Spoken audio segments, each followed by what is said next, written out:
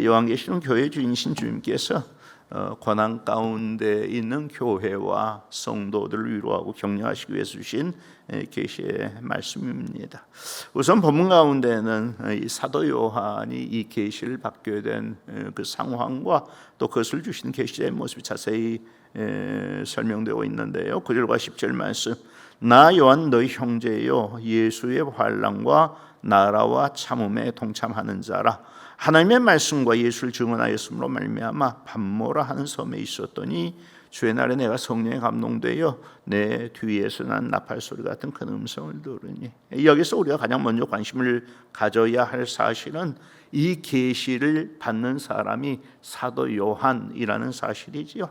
이것이 왜 중요한가 하면 이때가 1세기 말엽의 그 시기거든요. 근데 그때부터 벌써 이 교회 안팎에는 새로운 계시를 받았다고 주장한 사람들이 아주 많았기 때문입니다. 특히 영지주의자들이나 거짓 선지자들, 즉 이단에 속한 자들이 새로운 계시를 받아 더 많이 주장했었는데, 그래서 요한 1서 4장 1절 말씀을 보면 영을 다 믿지 말고 오직 영들이 하나님께 속하였나 분별할 많은 거짓 선지자가 세상에 나왔습니다 라고 말씀하고 있고, 그 전에 예수님께서도 이 마태복음 24장 24절에서 거짓 그리스도들과 거짓 선지자들이 일어나 큰 표적과 기사를 할 수만 있으면 택하신 자들로 미혹하리라 라고 말씀하셨지요. 여러분, 사도 요한이 누구예요? 예수님께서 가장 사랑하시던, 예수님의 품에 기대어서 만찬을 함께 나누던 제자였을 뿐만 아니라 십자가 밑에까지 따라갔던 충성된 제자 아닙니까? 예수님께서는 요한에게 자기 어머니를 맡기면서 네 어머니다라고 이렇게 부탁하셨고, 자신의 모친을 그 부탁할 만큼 신뢰했던 그 제자가 바로 사도 요한이었던 것이지요. 그런데 그 요한이 90이 넘은 나이에 이 예수의 환난과 나라와 참음에 동참하는 자로서 하나님의 말씀과 예수를 증언하였으므로 말미암아 반모라고 하는 섬에 지금 유배가 되어져 있는 거예요. 그러니까 그 요한을 주님이 그냥 내버려 둘 수 있었겠느냐 하는 것이지요. 그의 날에 그래서 주의 날에 천사들 보내요 이 세상에 대한 하나님의 심판과 하나님 나라의 성취에 대한 환상을 사도 요한에게 보여주시는 것입니다. 10절에 보면 사도 요한은 자신 성령에 감동되어 그 뒤에서 난 나팔 소리 같은 큰 음성을 들었다고 진술하고 있습니다. 그런데 그 음성이 무엇을 말씀했어요? 11절, 이르되 네가 본 것을 두루마리에 써서 에베소, 서마나, 버가모, 두아디라, 사데, 빌라델비아, 라오디게아 등 7교회에 보내라 하시게로. 주는 사도 요한에게 당시 소아시아 지방에 산재에 있던 7교회에 보낼 메시지를 주셨는데, 사실 알고 보면 이 7교회가 당시 소아시아 지방에 세워져 있었던 가장 중요한 교회들도 아니고 가장 대표적인 교회들도 아닙니다. 오히려 그 지방에는 골로새 교회라든지 바울사가 유두고를 다시 살려냈던 드로아 교회, 또 바울사가 에베소 장로들 불러서 이별하면서 이 고별 설교했던 밀레도 교회 등 더 중요한, 더 잘 알려진 교회들도 많이 있었거든요. 그런데 주님께서는 가장 특징적인 7교회를 선택해서 그 교회에 대해서 하나님의 주님의 계시의 말씀을 전하도록 한 것입니다. 기억할 것은 이 사도 그 요한계시록에서는 이 7이라는 숫자 굉장히 중요한 의미를 가지고 등장을 합니다. 요한계시록 2장 3장에 나타나 있는 7교회뿐만 아니라 그들 이어서 7인의 재앙, 쉽게 말해서 7인의 재앙이라고 그러죠. 7인의 재앙, 그리고 7 나팔의 재앙, 그리고 7 대접의 재앙, 이것이 이 요한계시록의 흐름을 이어가는 가장 중요한 맥이 되는 것인데, 모두 7이라고 하는 숫자로 그것이 그 의미되고 있습니다. 그런데 이 7이라는 숫자가 가지고 있는 의미가 뭐냐?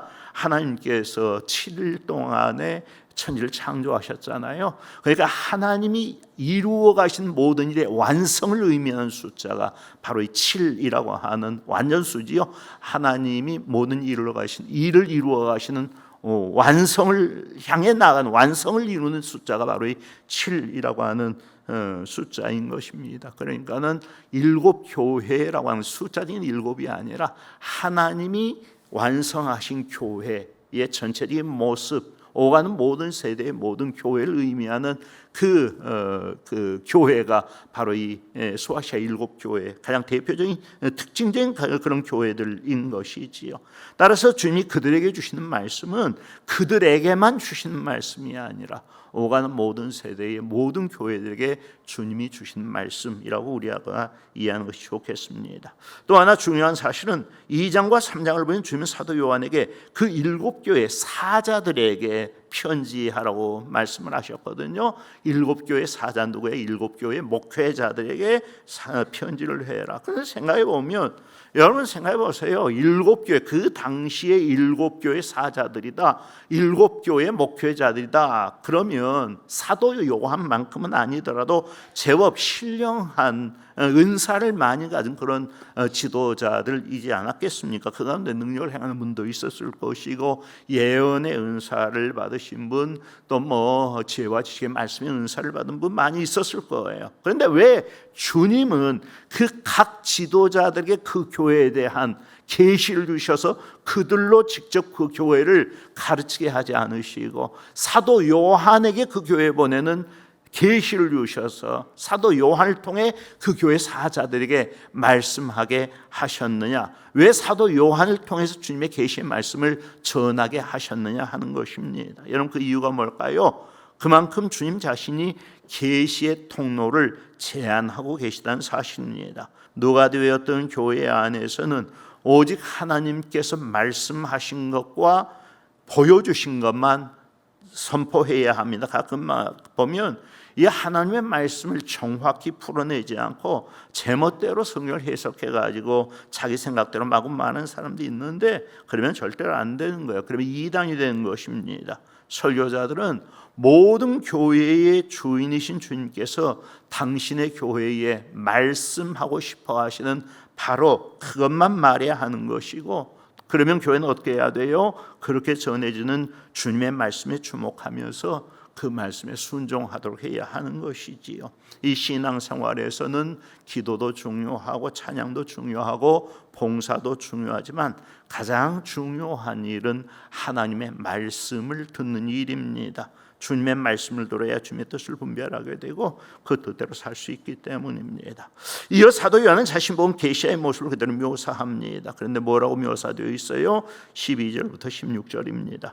몸을 돌이켜 나에게 말한 음성을 알아보려고 돌이킬 때에 일곱 금촛대를 보았는데 촛대 사이 인자 같은 이가 발에 끌리는 옷을 입고 가슴에 금띠를 띠고 그의 머리와 털의 희기가 흰 양털 같고 눈 같으며 그의 눈은 불꽃 같고 그의 발은 풀무불에 단련한 빛난 주석 같고 그의 음성 많은 물소리 같으며 그의 오른손에 일곱 뼈를 있고 그의 입에 좌우에 날성검이 나오고 그 얼굴은 해가 힘있게 비치는 것 같더라. 이 2장과 3장에 보면 소아시아 일곱 교회에 보내는 주님의 편지의 자세한 내용이 나타납니다. 그런데 그 첫머리에 보면 주님은 그 교회가 어떤 상태에 있었느냐에 따라서 각기 다른 모습으로 자신을 계시하십니다. 열심히 이단들을 몰아내다가 처음 사랑을 잃어버렸던 에베소 교회를 향해서는 일곱 별을 붙잡고 일곱 금촛대 사이를 거니시는 이로 자신을 계시하셨고, 이 극심한 환난 가운데 있었던 이 서문학 교회를 향해서는 처음이며 마지막이요 죽었다가 다시 살아나신 이로 자신을 계시하십니다. 발람의 교훈에 빠져 있었던 버가모 교회를 향해서는 좌우에 날성검을 가지신 이로 자신을 계시하십니다. 그렇듯 이 본문에 계시된 주님의 모습은 그 하나하나가 다 교회와 관련된 모습인 것을 우리가 알 수가 있는 것입니다. 뿐만 아니라 그 같은 주님의 모습을 통해 우리가 깨닫게 되는 사실이 뭐예요? 주님이 모든 교회의 주인이시라는 사실이지요. 우선 본문에 묘사된 주님의 모습부터 그렇습니다. 20절 말씀, 내가 본 것은 내 오른손에 일곱 별의 비밀과 또 일곱 금촛대라. 일곱 별은 일곱 교회 사자요, 일곱 촛대는 일곱 교회니라. 일곱 금촛대가 뭘 의미한다고 그랬어요? 일곱 교회를 의미한다고 그랬지요. 그런데 주님이 그 일곱 금촛대 사이에 서 계셨어요. 뭐예요? 그 촛대, 즉 교회를 세우시는 분이 우리 주님이시라는 사실이지요. 베드로의 신앙 고백 외에도 너는 베드로다, 내가 이 반석 위에 내 교회를 세우리니 음부의 권세가 이기지 못하리라 라고 말씀하셨어요. 그러므로 우리 중교회를 세우신 분도 우리 주님이시고, 그렇기 때문에 음부의 권세가 결코 우리 교회를 이기지 못할 줄로 믿는 것입니다. 그뿐만 아니라 또 하나 중요한 사실은 오늘 본문에는 이 인자 같으신 분이 이 초대사에 서 계셨다고만 되어 있지만 2장 1절에 에베소 교회 사제에게 보내시는 글을 보면 오른손에 있는 7표를 붙잡고 7 금촛대 사이를 거니시는 이라고 묘사가 되어져 있습니다. 뭐예요? 주님은 교회를 세우신 후에 그래서 그냥 내버려 두시는 분이 아니라는 거예요. 그 7 금촛대 사이를 거니셨다. 지금도 주님은 쉬지 않고 자신의 교회를 돌보고 계시는 것입니다. 그런데 왜 그렇게 하세요? 주님이 주인이시기 때문에 그렇게 하시는 것이지요. 지금도 마찬가지예요. 지금도 주님은 베드로의 신앙 고백과 똑같은 신앙 고백을 갖는 사람들을 통해서 열심히 자신의 교회를 세워가고 계실 뿐만 아니라 계속해서 그 교회 사이를 거니시면서 그 교회를 지키시고 돌보시는 것입니다. 그것이 오늘도 주님이 우리 교회와 함께 하시는 방법인 것이지요. 이어 사도 요한은 촛대 사이에 인자 같은 이가 발에 끌리는 옷을 입고 가슴에 금띠를 띠고 있는 것을 보았다고 말합니다. 만약 옛날 이스라엘 백성들이 이런 모습의 어떤 분을 보았다면 그들은 그분이 누구인지를 금방 알아보았을 거예요. 왜냐하면 그것은 대제사장의 전형적인 복장이었거든요. 주님은 정말 우리를 위한 영원한 대제사장이시잖아요. 히브리서 9장 11절로 12절 그리스도께서는 장래 좋은 일의 대제사장으로 오사 손으로 짓지 아니한 것 곧 이 창조에 속하지 아니한 더 크고 온전한 장막으로 말미암아 염소와 송아지 피로 하지 아니하고 오직 자기의 피로 영원한 속죄를 이루사 단번에 성소에 들어가셨느니라. 바로 그와 같은 주님의 죽으심과 다시 사심으로 인하여서 주님의 몸된 교회가 이 땅에 세워질 수가 있었던 것이지요. 이어 14절 이하의 말씀은 좀 더 세세한 계시자의 모습을 보여줍니다. 가장 먼저는 그의 머리와 털의 희가 흰 양털 같고 눈 같았다라고 말씀을 합니다. 여기서 이 희다라고 하면 두말할 필요가 없는 의미지요. 순결함, 거룩함, 고결함의 상징이고 또 의로움의 상징입니다. 이 마태복음 17장을 보면 예수님께서 세 제자와 함께 산에 오르셔서 변화되신 사건이 나오는데 그들 앞에서 변형돼서 그 얼굴에 해같이 빛나며 옷이 빛과 같이 휘어졌더라라고 되어 있어요. 그런데 이 휘어졌다라고 하는 이 말은 단순히 색깔적으로 흰 것을 의미하는 말씀이 아니거든요. 색깔적으로 흰 것이라는 그런 의미가 아니라 그 본체가 바라는 거룩함과 의로움의 빛 때문에 흰 것이고 그 영광 때문에 흰 것입니다. 이어 사도 요한은 계시자의 눈에 대해서도 묘사하지요. 그것이 불꽃 같았다라고 말씀을 합니다. 이 성경에서 불꽃 같은 눈동자라는 하나님 불꽃 같은 눈동자를 가지고 계신다라는 그런 말씀이 많이 나오는데 그래서 항상 무엇과 관련되느냐? 하나님의 심판과 관련되면서 무엇이든지 꿰뚫어 보는 그 통찰력을 의미합니다. 주님은 불꽃 같은 눈동자, 즉 모든 것을 꿰뚫어 보시는 통찰력을 가지고 계시기 때문에 우리의 가장된 겉모습에 속지 않으십니다. 우리의 직분이나 지위에도 속지 않으시고 우리의 외식하는 것에도 주님은 속지 않으십니다. 주님은 항상 불꽃 같은 눈동자로 우리의 중심을 살펴아시고 우리의 심장과 폐부를 살펴서 우리의 본심을 아시는 분이십니다. 그리고 그에 따라서 우리를 심판하시는 것이지요. 사도 요한은 계시자의 발에 대해서도 묘사합니다. 그의 발은 풀무불에 단련한 빛난 주석과 같았다. 무슨 뜻이에요? 요한계시록에서의 이 주님은 대부분 심판자 혹은 통치자로서의 모습이 강조됩니다. 그 심판과 통치의 핵심이 바로 이 발에 있어요. 나중에 다시 공부하겠지만 요한계시록 14장과 19장에 가보면 이 주님이 세상을 심판하시면서 하나님의 진노의 포도주 틀을 밟으신다라는 표현이 나오는데 무엇으로 그것을 밟느냐? 풀무불에 단련한 빛난 수석 같은 그 발로 하나님의 진노의 포도 즉 틀, 이 하나님의 심판의 틀을 밟으시는 것입니다.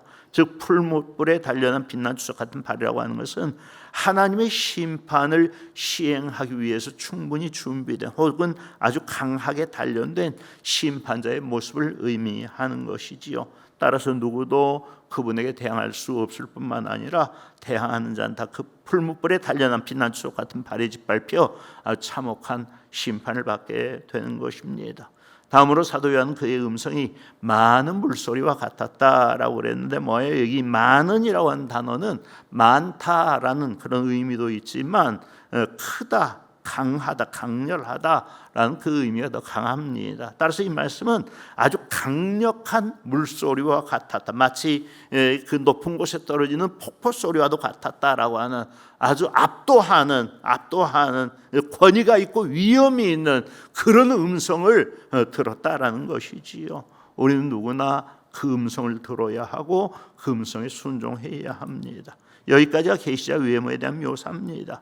그런데 진짜 의미심장한 설명 그 다음부터입니다. 16절, 그의 오른손에 7별이 있고 그의 입에서 좌우에 날선 검이 나오고 그 얼굴은 해가 힘있게 비치는 것 같더라. 그의 오른손에 있는 7별이 뭐예요? 이미 읽은 20절 말씀에 잘 설명이 되어 있지요. 네가 본 것은 내 오른손에 7별의 비밀과 또 7 금촛대라. 7별은 7교회의 사자요 7 촛대는 7 교회이니라. 주님 오른손의 7별은 7교회의 사자를 의미합니다. 그런데 그 7 교회의 사자가 주님의 손에 붙잡혀 있는 거예요. 주님께서 그 오른손으로 그들을 붙잡고 계시는 것입니다. 잘 아시는 것처럼 이 오른손이라고 하는 것은 권위와 정의와 능력의 상징이잖아요. 주님은 7 교회에 자기의 사자를, 자신의 사자를 직접 파송하실 뿐만 아니라 그들을 그 오른손으로 붙들고 계십니다. 그래서 각 교회에 파송된 주의 사자들은 전적으로 주님의 권한과 권위 아래에 있는 것이지. 오늘날도 마찬가지입니다. 주님은 오늘도 자신의 교회에 자신의 사자, 앙겔로스, 천사자 혹은 말씀의 전달자, 메신저를 파송하고 계시는데 오늘도 주님이 세상 모든 참 교회의 주인이시기 때문입니다. 이 원리는 종말의 때까지 절대로 변하지 않습니다. 주님은 자신의 메시지를 전하고 자신의 교회와 양무리들을 돌보라고 자신의 사자를 각 교회에 파송하십니다. 모든 교회의 사자는 자신의 뜻이나 소원에 따라서도 아니고 그 교회의 뜻이나 소원에 따라서도 아닙니다. 오직 교회의 주인이신 주님이 파송하셨기 때문에 그 교회에 세워지게 되는 것입니다. 우리는 각 교회에 파송된 주의 사자들이 교회 주인 되신 주님의 오른손에 붙잡혀 있다는 사실을 절대로 잊어버려서는 안 됩니다. 그 다음은 그의 입에서 좌우에 날선검이 나온 것입니다. 이 검의 용도에 대해서는 요한계시록 2장 16절과 19장 15절이 그렇게 말씀을 합니다. 그러므로 회개하라. 그리하지 아니하면 내가 내게 속히 가서 내 입의 검으로 그들과 싸우리라. 2장 19장 15절에 그 입에서 예리한 검이 나오니 그것을 만골 치겠고 친히 그들을 철장으로 다스리며 또 친히 하나님 곧 전능하신 이의 맹렬한 진도의 포도주 틀을 밟겠고. 그래서 이 검이라고 하는 것은 뭐예요? 여기서 이 검이라고 하는 것은 헬라어로 롬파이아라고 되어 있어요. 아주 길고 무거운 칼입니다. 전쟁의 도구, 심판의 도구지요. 그런데 사도 요한은 이 검이라고 하는 것을 원래 손에 들려 있어야 맞는 거 아니에요? 그런데 사도 요한은 그 검이 계시자 입에서 나왔다라고 이렇게 말씀을 했습니다. 따라서 그 검이라고 하는 것은 우리가 보통 알고 있는 그런 검이 아니고 뭐예요? 히브리서 4장 12절, 하나님의 말씀은 살아있고 활력이 있어 좌우의 날선 어떤 검보다도 예리하여 혼과 영과 및 관절과 골수를 찔러 쪼개기까지 하며 또 마음의 생각과 뜻을 판단해. 뭐예요? 우리 혼과 영과 및 관절과 골수를 찔러 쪼개기까지 하며 우리의 마음의 생각과 뜻을 판단하시는 하나님의 말씀이 바로 좌우의 날선 검이라고 하는 것이죠. 하나님은 그 말씀을 가지고 우리의 모든 생각과 뜻을 판단하시고 그것으로 온 세상을 심판하시는 것입니다. 마지막은 계시자의 얼굴이 비칩니다. 사도 요한은 그 얼굴은 해가 힘있게 비치는 것 같더라라고 기록을 하고 있습니다. 변화산에서의 주님의 모습도 똑같았고 다메섹 도상에서 바울 사도가 뵀던 주님의 모습도 똑같았습니다. 해가 힘있게 비치는 것 같은 그 얼굴빛은 그분의 영광이고 그 신성과 탁월함입니다. 그 같은 주님의 영광을 배우면서 믿는 자들은 무한한 확신 가운데 주님을 찬양하게 될 것이고, 끝까지 믿지 않던 사람은 절망하며 심판에 대한 공포와 두려움으로 파랗게 질려가게 될 것입니다.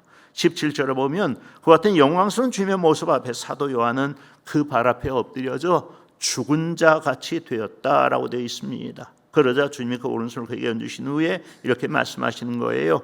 두려워하지 말라. 난 처음이요 마지막이니 곧 살아있는 자라. 내가 전에 죽었었나라. 볼지어다 이제 세세토록 살아있어 사망과 음부의 열쇠를 가졌노니 그러므로 내가 본 것과 지금 있는 일과 장차 될 일을 기록하라. 주는 처음과 나중입니다. 알파와 오메가이십니다. 알파라고 하는 것은 헬라어 알파벳의 첫 글자를 말하고, 오메가는 헬라 알파벳의 마지막 글자입니다. 세상의 역사의 처음과 끝을 주관하시는 분이란 뜻입니다. 세상 역사는 제멋대로 흘러가지 않습니다. 주님의 손에서 운영이 되어집니다. 우리는 세상이 영원한 줄로 생각을 하지만 얼마 가지 않아 주님은 이 세상 역사를 끝내시고 우리에게 하나님 나라를 가져다 주실 것입니다. 주님이 그렇게 할 수 있는 것은 죽었다가 다시 사신 분이시기 때문입니다.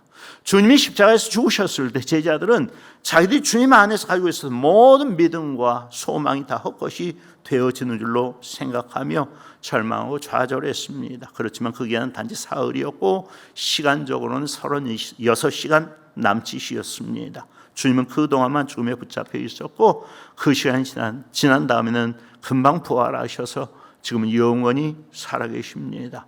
그것 때문에 그분 안에서 갖는 모든 믿음과 소망의 내용은 절대로 헛것이 되지 않는 것입니다. 주님은 마지막으로 다시 한번 주님이 가지신 권세를 확인시켜 주셨습니다. 볼지어다 이제 세세토록 살아있어 사망과 음부의 열쇠를 가졌노니 라고 말씀하십니다. 뭐예요? 주님은 하나님 나라에 대한 통치권만 가지고 계시는 것이 아니라 사망과 음부에 대한 통치권도 가지고 계시다는 사실입니다.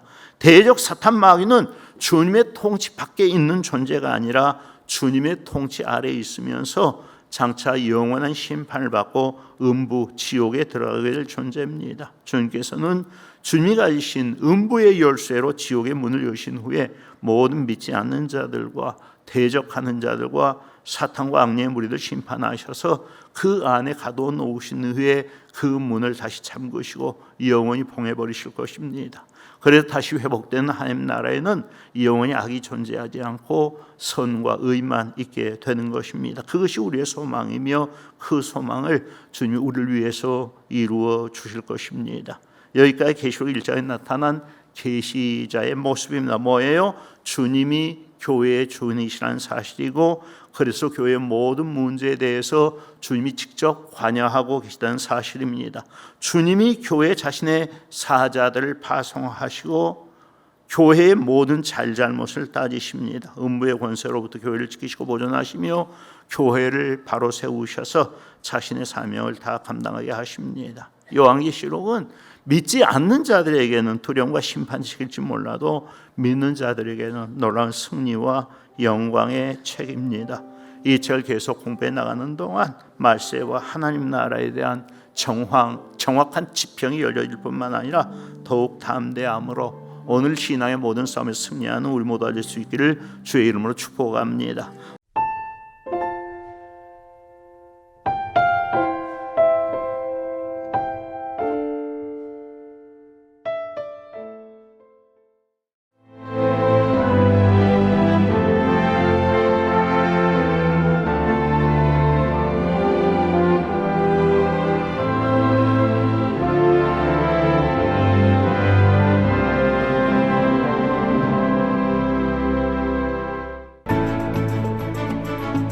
1년 12달 꽃피는 섬이 있습니다. 천사섬 신안 사계절 꽃축제. 봄을 여는 수선화부터 섬길을 걸으면 걸을수록 놀라운 즐거움을 선사하는 겨울꽃 애기동백까지 떠나세요. 이제 대한민국 섬여행은 사계절 꽃축제와 함께 천사섬 신안.